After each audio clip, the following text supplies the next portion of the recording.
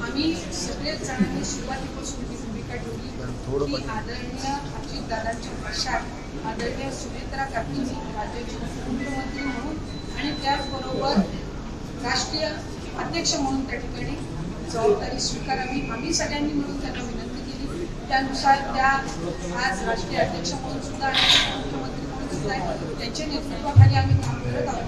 आणि उद्याच्या घडीला जर त्या संदर्भामध्ये जो काही निर्णय घ्यायचा असेल हे सगळे अधिकार आम्ही आलेले दिलेले आहेत. आमची भूमिका इतकीच आहे की आम्हाला सुनेत्रा काकींच्या पाठीशी ठामपणाने कार्यकर्ता म्हणून उभं राहायचं आहे आणि कार्यकर्ता म्हणून उभं राहत असताना त्या पक्षाच्या हिताचे त्या ज्या काही निर्णय घेतील त्याच्यामध्ये आम्ही सगळे त्यांच्या पाठीशी आहोत.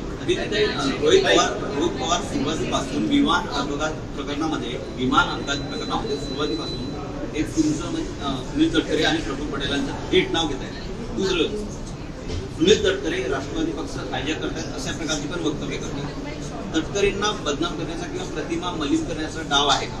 ते 100% त्याच्यामध्ये काही दुमत असण्याचं कारण नाही. कारण आज राष्ट्रीय अध्यक्ष कोण आहे? आदरणीय सुनीता काकी. प्रदेश अध्यक्ष तटकरे साहेब दादा असताना नव्हते का? त्याही वेळेला प्रदेश अध्यक्ष होते आणि आत्ताही आदरणीय सुनेत्रा काकींच्या मार्गदर्शनाखाली त्यांच्या नेतृत्वाखाली ते प्रदेश अध्यक्ष म्हणून आहे.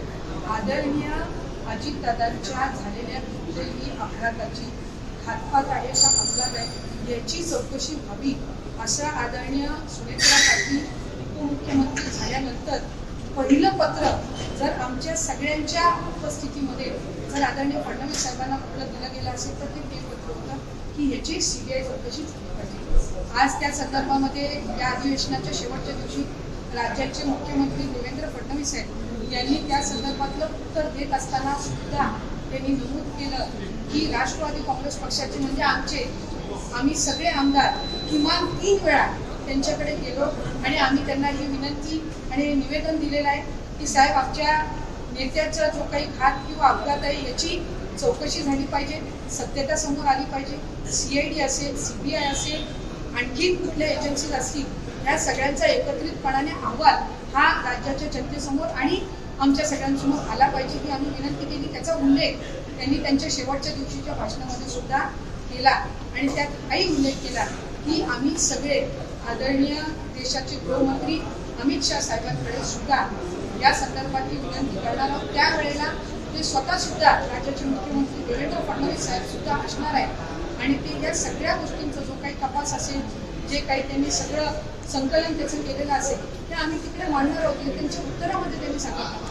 ह्यानंतर कुठलीही शंका कुशंका असण्याचं कारण नाही आणि शेवटी आम्ही तटकरे साहेब असो, प्रफुल्लभाई असो, भुजबळ साहेब असो, मुश्रीफ साहेब असो, आम्ही सगळे आमदार असो, आम्ही सगळ्यांनी आमचा नेता बनवतो. ज्या नेत्यावर आम्ही विश्वास ठेवून ज्याच्या पाठीशी आम्ही सगळ्यांनी त्या ठिकाणी उभं राहून आम्ही विधानसभेची निवडणूक लढवली, आम्ही सगळे निवडून आलो, ज्यांच्यासोबत आम्ही आमचं राजकीय भवितव्य आणि वैयक्तिकरित्या सुद्धा ज्यांच्यासोबत आम्ही जुळलेलो गेलेलो आहोत, त्यांच्या जो काही अपघात झाला याचा तपास व्हावा ही कळकळीने आमची आहे. पण आम्ही रोज ते माध्यमांसमोर बोलत नाही कारण आम्हाला खात्री आहे की देवेंद्र फडणवीस साहेब असतील, आदरणीय पंतप्रधान नरेंद्र मोदी साहेब असतील, अमित शाह साहेब असतील, हे अजितदादांच्या या संबंध मृत्यू संदर्भामध्ये घात अपघात जे काही असेल याच्यामध्ये न्याय देण्यासाठी ते कुठेही कमी राहणार नाही आणि सुनेत्रा काकी सुद्धा न्याय घेतल्याशिवाय राहणार. DGCA अधिकाऱ्यांची काही बदली झाली सेंट्रल लेवलला, त्या संदर्भातली माझ्याकडे माहिती नाही. जी माहिती नाही त्या संदर्भातलं भाष्य मी